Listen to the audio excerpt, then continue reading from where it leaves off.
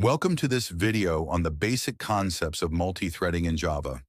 Understanding threads and how to manage them is key for developing efficient, concurrent applications. In this video, we'll cover what threads are, how to create them, and the different states they go through during their life cycle. A thread is a lightweight sub-process and the smallest unit of processing in Java. Every Java application has at least one thread, which is the main thread. Threads enable concurrent execution of tasks, allowing you to perform multiple operations simultaneously, such as handling user input, processing data, or communicating with external services. In Java, you can create threads using two main approaches: extending the thread class, implementing the Runnable interface. Let's explore each method. The first way to create a thread is by extending the thread class. You define a new class that extends the thread class and override its run method to define the task that the thread will perform.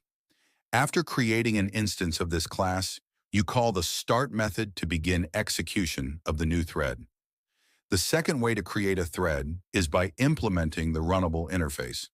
This method is generally preferred because it allows your class to extend other classes.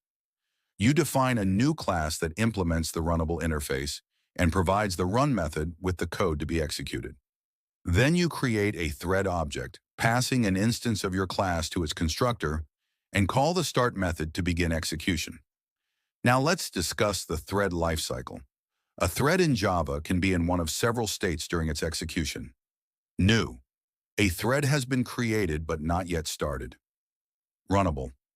The thread is ready to run and is waiting for CPU time. Blocked.